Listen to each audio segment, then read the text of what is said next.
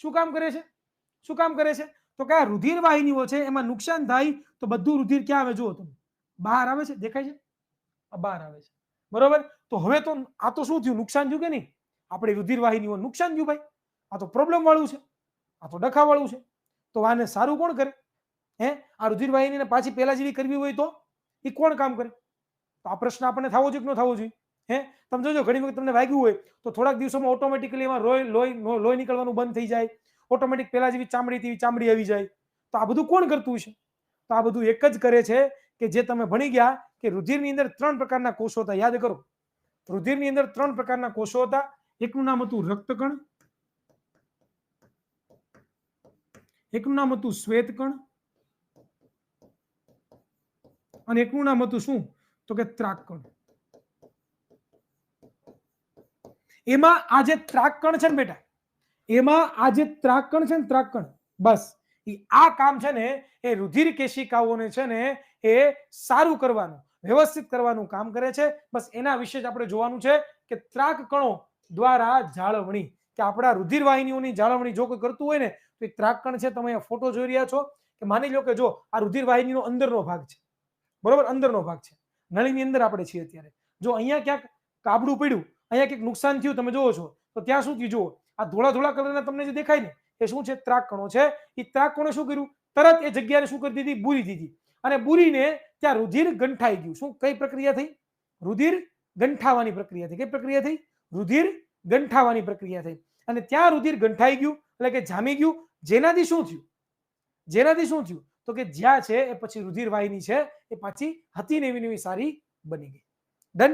રુધિર ગંઠાવું એટલે રુધિર જામવું. Okay, done. આગળ વધીએ તો ચાલો હવે આપણે વાંચીએ છીએ એટલે આપણને ખ્યાલ આવે કે કેવી રીતે છે એ રુધિરનું પોતે વહન થતું હોય છે. તો પહેલો મુદ્દો કે આપણને ઈજા થાય અને રુધિર વાહિની કપાય તે સ્થિતિમાં રુધિર સ્ત્રાવ થવા લાગે છે. કે જ્યારે આપણને ઈજા થઈ હોય, ઈજા એટલે કે વાગ્યું હોય તો શું થાય? રુધિર વાહિની શું થઈ જાય બેટા? કપાઈ જાય. કાટ ડાલેંગા સાલા, બરોબર. તો રુધિરનો શું થાય? સ્ત્રાવ થાય, એટલે કે રુધિર નીકળે, બહાર નીકળે એને સ્ત્રાવ કહેવાય.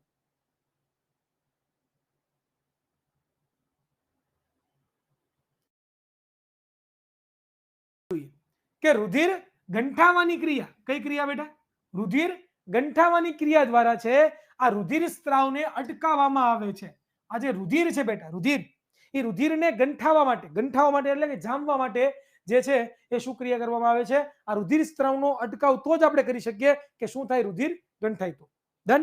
સામાન્ય રીતે રુધિરના વધુ સ્ત્રાવથી દબાણમાં શું થાય છે? તો કે ઉણપ આવે છે. જો રુધિર છે, રુધિર, બરોબર, એ જો નીકળવા મળે આપણા શરીરમાંથી નીકળવા મળે તો શું થાય? આપણી રુધિર વાહિનીઓમાં રહેલું જે દબાણ છે, દબાણ, એ દબાણમાં શું થાય? ઘટાડો થાય. અને જેનાથી આપણા જે શરીરોને જેટલું રુધિર જોતું છે એટલું રુધિર મળે નહીં અને જેનાથી પ્રોબ્લેમ થાય. ડન. ક્લિયર? આગળ જોઈએ.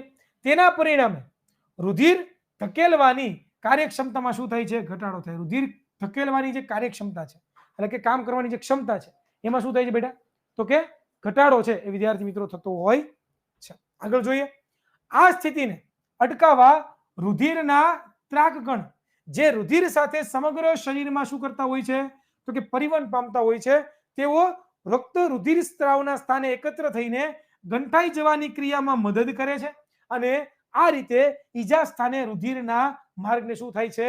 તો કે અવરોધ છે એ ઉત્પન્ન થાય છે અને છે. તો આવી રીતે વિદ્યાર્થી મિત્રો છે એ શું થતું હોય બેટા? તો કે ત્રાકકણો છે એ મદદરૂપ થતા હોય છે. તો અહીંયા સુધી બધાને ખબર પડી બેટા? અહીંયા તક किसी को प्रश्न है भाई? नहीं ना? Okay, very good. चलो, done done done done. Okay.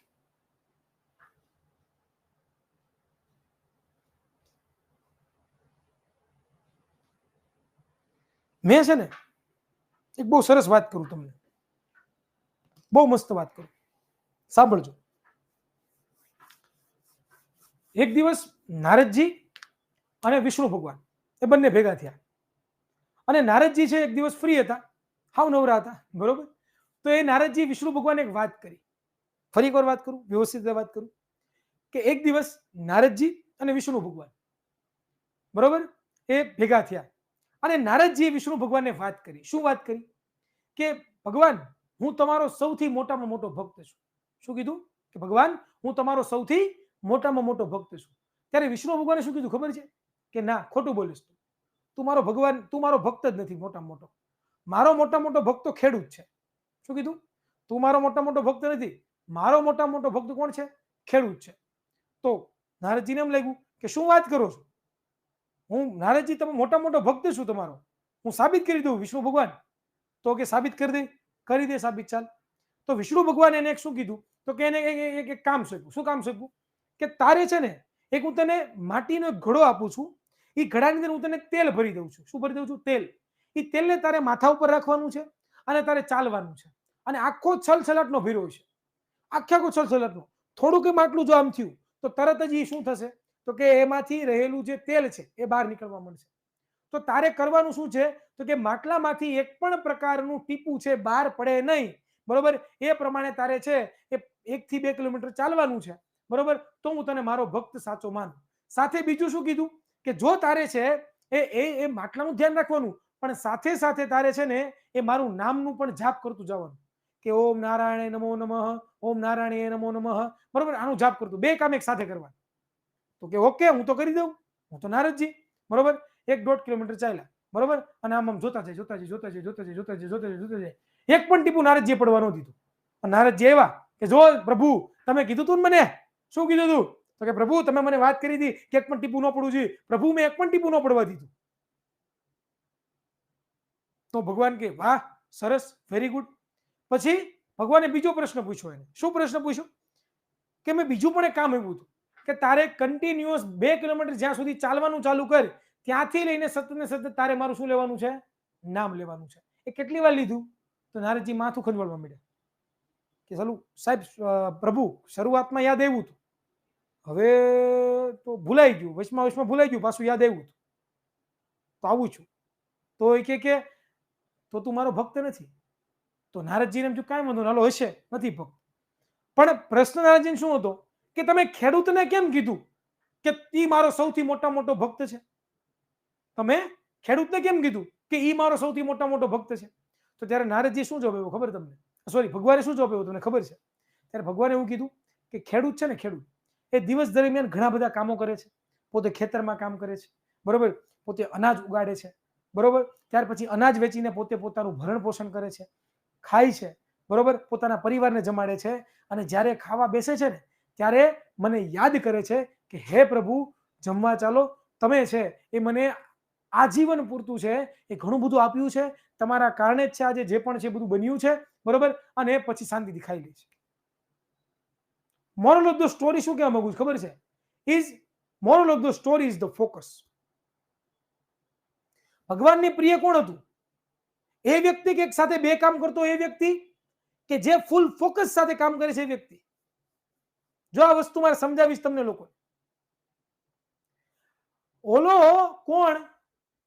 ખેડૂત આખો દિવસ ભગવાનનું નામ નથી લેતો, પણ જ્યારે જમવા બેસે ત્યારે ફૂલ ફોકસ સાથે આંખો બંધ કરીને પ્રોપર ભગવાનને યાદ કરે છે કે ભગવાન તમે જે મને આપ્યું છે, તમારા કારણે જે બધું શક્ય બન્યું છે, અને તમારી કૃપા સતત ને સતત તમારી ઉપર રહેજો. ફૂલ ફોકસ સાથે. ત્યારે પ્રાર્થના સિવાય બીજું કાંઈ નથી કરતો હોય.